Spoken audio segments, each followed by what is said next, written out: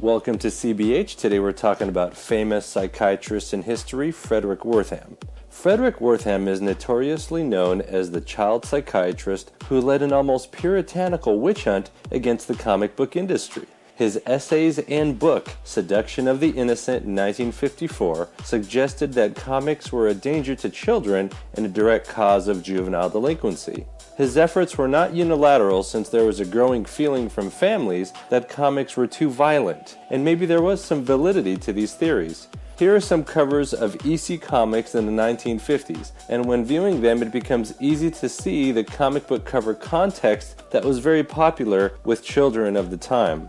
Scholars have analyzed Seduction of the Innocent and found large errors and possibly even intentional omissions. But one main commonly known criticism is that he pointed out that more than 90% of juvenile delinquents had read violent crime and horror comics, but he neglected to mention that the same percentage was found in non-juvenile delinquents. Be that as it may, he and other proponents of eliminating comic books developed enough social momentum to set up the Kefauver hearings, where Congress interviewed various comic book and comic strip makers to determine if there was a linkage between comic books and juvenile delinquency. During the hearings, publishers got nervous, and Bill Gaines, editor of the EC Comics line, including Tales from the Crypt and crime suspense stories, pushed them all into forming a self-censoring system to appease the government, which formed the Comics Code Authority, which unfortunately set up rules which forced Gaines to nix his own comics line and focus on his spoof comic, which he turned into a highly successful magazine with issue 24, 1955, under editor Harvey Kurtzman, called Mad. The reason why he was able to do that was because the newsstands were specifically filtering comic books and wanted them to have the Comics Code Authority symbol on it. They were not doing that to magazines. So that was Bill Gaines' ingenious way of bypassing the Comics Code Authority. Most of the other publishers either adapted to the Comics Code, like DC Comics, known as National, or Marvel Comics, at the time known as Atlas,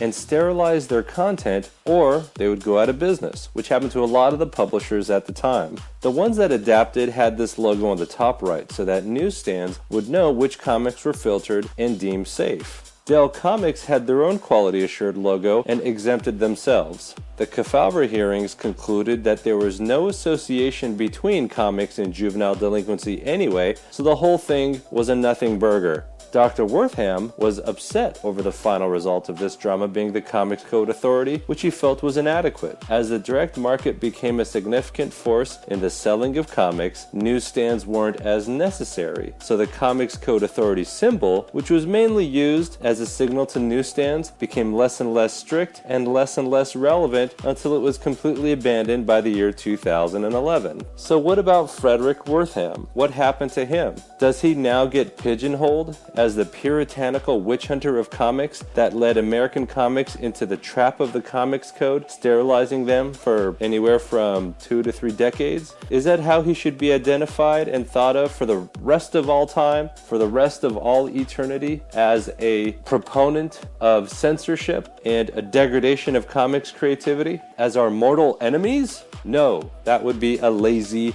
approach, and it's better to investigate and learn about Wertham's achievements in life so that we can make a better informed and not short-sighted decision on how to define this man's life.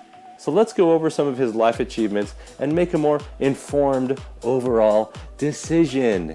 Frederic Wertham published numerous studies in various medical journals and was the first psychiatrist in the United States to receive the academically celebrated National Research Council Fellowship, whose funds he used in a New York hospital to write a textbook on brain physiology called The Brain as an Organ, 1934. This impressive text was published by New York Macmillan Company and goes over the post-mortem study and interpretation of the brain as a physical organ and its potential pathological lesions, describing it in anatomical, physiological, histological, and psychiatric terms at a considerable 538 pages. Here are 6 pages from this textbook showing the incredible amount of detail and study that he put into gathering this large, incredibly astute neurological information. it collected information from various respected scientific journals and gathered new information, making an impressive volume of academic achievement which was highly respected and still has knowledge in this neuroscience that is applicable in today's medicine nearly 80 years later. Frederic Wertham had built such a tremendous amount of academic clout and performed psychiatric exams for the New York criminal courts. In 1936, he acted as the chief defense expert witness for Albert Fish, the quote-unquote Brooklyn vampire, who was arrested and tried for child murder. It was reported that he raped, murdered, and cannibalized up to 100 children. A true monster. Wertham's point in the defense was that Fish had insane religious knowledge that was responsible for his actions, and despite being correct, Fish was still found sane and therefore guilty. Wertham went on to reinterpret the Lowenfeld Mosaic test in 1941, which was a visual tool using geometric shapes whose purpose was to diagnose mental disorders such as schizophrenia, and his work in adding to this test, which was published by the American Journal of Psychiatry. Patients were asked to design an image based on what the psychiatrist asked, and that is analyzed on a non-scoring system. In Brown versus the Board of Education of Topeka Supreme Court in 1954, they concluded that racial segregation in schools violated the Equal Protection Clause, a true achievement for civil rights. The Supreme Court used various psychological studies, including Dr. Frederic Wertham's, which concluded that segregated schools were detrimental for a child's mental health. So he actually contributed to a major civil rights case. In 1973, Wertham published a book called The World of Fanzines. Fanzines were fan magazines which were going on as early as the 1930s, but had reached mainstream popularity in the 1970s, and whose first originators had gone on to become successful pop culture writers.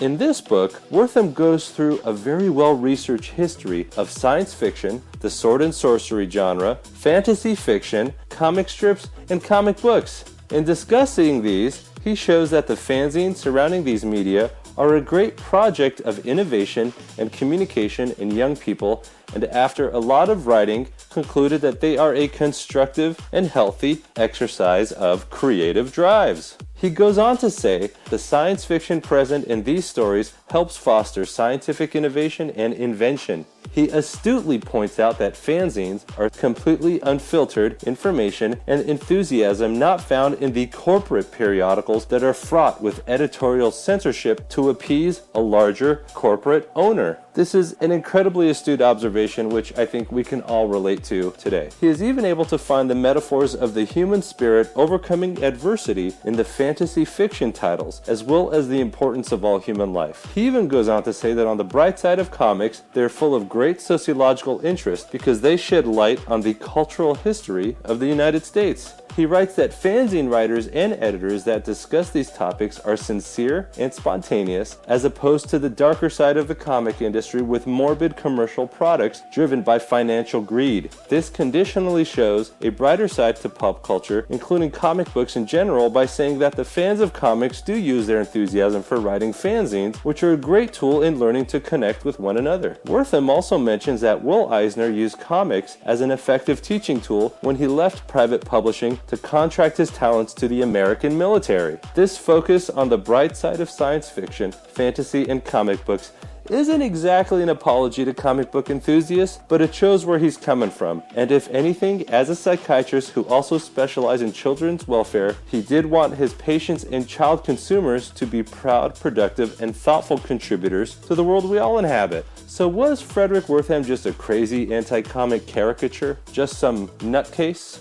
Was he a prudish comic boogeyman who represents all that is wrong in censorship, just a mere one-note symbol of repression of free speech? Was he just an unpleasant nerdy guy trying to ruin our parade, trying to ruin our good time? The bringer of sterility in comics that wouldn't recover for roughly a decade and more? It's obvious from his other achievements that he was much more than that, and despite the fact that he used the wrong data, or data wrongly, the picture of a very intelligent man who did care about the psychological welfare of children does begin to emerge. Sure, he fudged data to get famous in the mainstream, and that journey blew up in everyone's faces for a decade or more. We all get that. but some may interpret his praise of fanzines as a thesis on the positive aspects of comic book culture and a partial apology for the effects of his anti-comics writings in Seduction of the Innocent. There are many people who look at Silver Age comic books as a peaceful time, with a rich, non-visually violent childhood, and this wouldn't have been possible without Wertham and the Comics Code.